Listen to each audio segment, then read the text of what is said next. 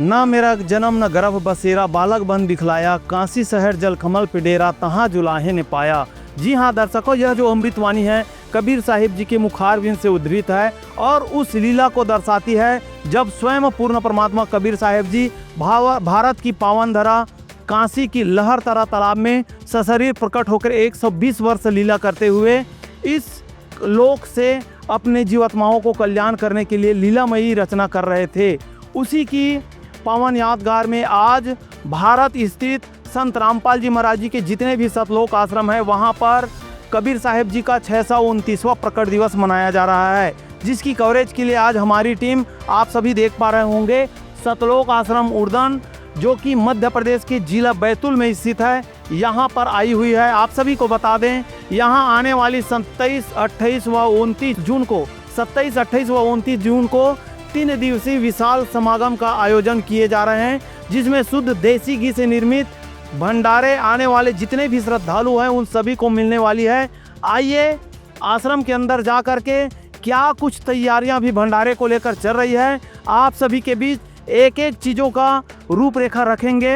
अंत तक हमारे साथ जरूर बने रहिएगा। अभी हमारी टीम सतलोक आश्रम बैतूल के भंडार गृह में आ चुकी है और आप सभी देख पा रहे होंगे यहाँ पे आने वाली 3 दिवसीय भंडारे के लिए जो तैयारियां हैं अद्भुत हो रही है।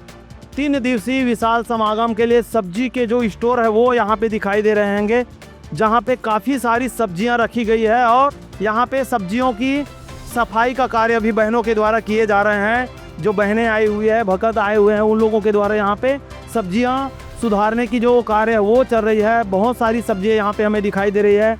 कद्दू की सब्जी दिख रही है, साथ ही अचारी मिर्च रखी गई है, धनिया है और इस तरफ देखिएगा अलग अलग मात्राओं में, काफ़ी सारी मात्राओं में मिर्च है, छोटी मिर्च है, अचारी मिर्च है और देखिए सब्जियों के लिए लौकियाँ रखी हुई है, प्याज रखे हैं, बैगन दिख रही है और उधर आगे आपको दिखाई दे रहे होंगे सलाद के लिए यहाँ पे आप सभी देख पा रहे होंगे खीरा के साथ साथ सलाद के लिए यहाँ पे गाजर भी हमें दिखाई दे रहे हैं। तो इससे आप अंदाज़ा लगा सकते हैं आने वाली जो 3 दिवसीय समागम है उसकी तैयारियां कितनी भव्य हो रही है। यहाँ जो भी सामग्रियां बनाई जा रही है भंडारे के लिए वो शुद्ध देसी घी से निर्मित हो रही है और आप सभी देख पा रहे होंगे यहाँ पे देसी घी की कार्य की जिम्मेदारियों को निभाने वाले कुछ भाई यहाँ पे अपने अपने कार्यों में लगे हुए हैं।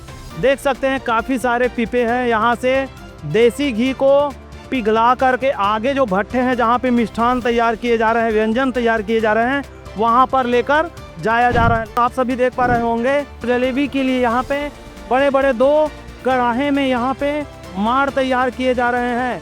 व्यंजनों में मिष्ठान के लिए आप सभी देख पा रहे होंगे भंडार गृह में यहाँ पे चाशनी तैयार किए गए हैं और यहाँ से ही चाशनी की जो कार्य है उसको करने वाले जो भाई है वो चाशनी को लेकर जाते हैं जहाँ पे मिष्ठान तैयार अभी किए जा रहे हैं, वहाँ ले जाकर इसका प्रयोग जो व्यंजन बनाए जा रहे हैं वहाँ पे किए जा रहे हैं। अभी आप सभी देख पा रहे होंगे भंडारे के लिए जलेबी तैयार हो रही है शुद्ध देसी घी से।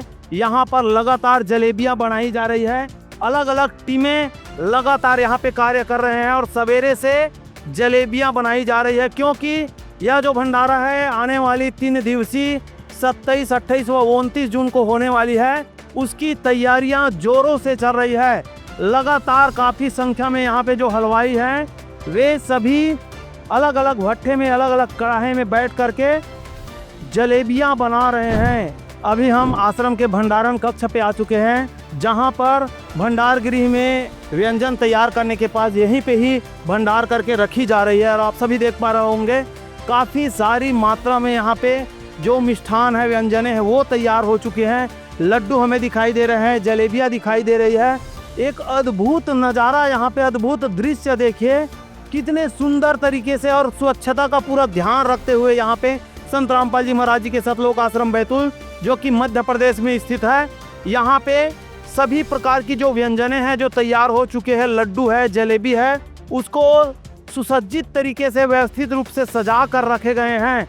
काफ़ी सारी मात्राओं में अलग अलग जगहों पर लड्डू को स्टोर करके यहाँ पे रखे गए हैं। आप सभी देख पा रहे हैं यहाँ पे लड्डुओं के कह सकते हैं पहाड़ बन चुके हैं काफ़ी सारी मात्रा में, क्योंकि 3 दिवसीय विशाल जो भंडारा होने वाली है उसमें पूरे कह सकते हैं मध्य प्रदेश के साथ साथ विभिन्न राज्यों से यहाँ पे जो श्रद्धालु है वो आने वाले हैं, उनको ध्यान में रखते हुए तैयारियां अपने आप में काफ़ी जोरों से चल रही है और विशाल हो रही है।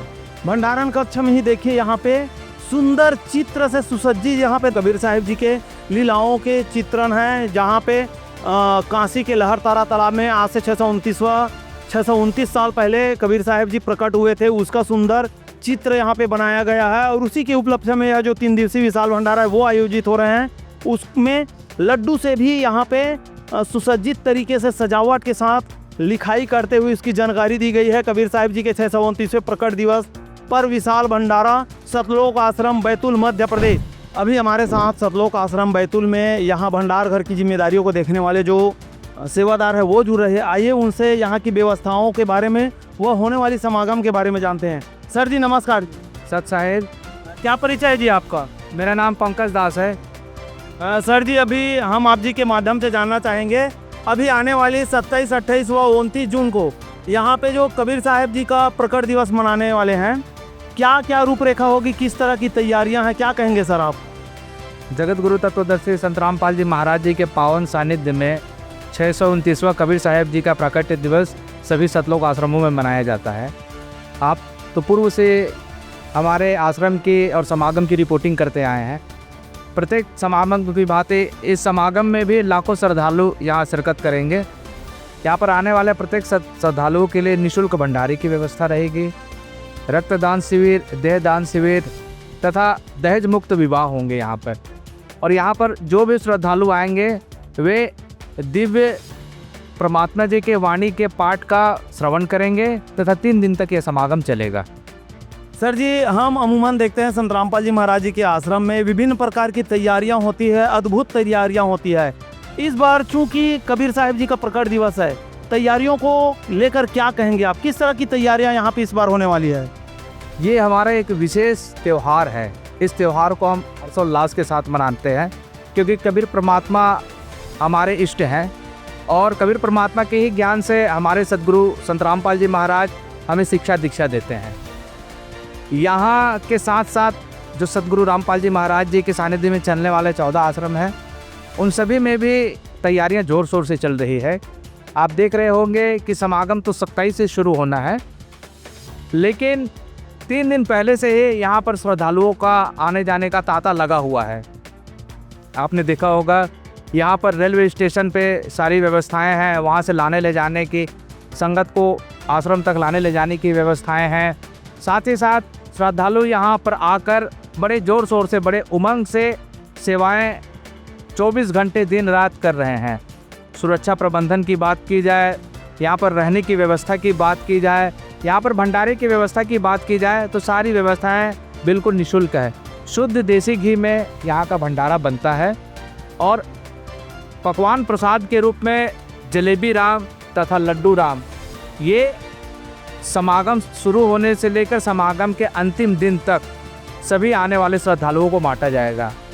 बच्चे आते हैं उनके लिए दूध की व्यवस्था, बीमार बुजुर्ग आते हैं उनके लिए दलिया की व्यवस्था तथा साथ ही साथ जो सीजनली हरी सब्जियां होती है वे और फुल्का चावल, ये सारी व्यवस्थाएं संत रामपाल जी महाराज जी के आशीर्वाद से यहाँ पे करवाई जाती हैं। सर जी अध्यात्म की यदि बात करें तो यहाँ अध्यात्म से जुड़ी किस प्रकार की लाभ जो श्रद्धालुओं को है उन्हें मिलने वाली है?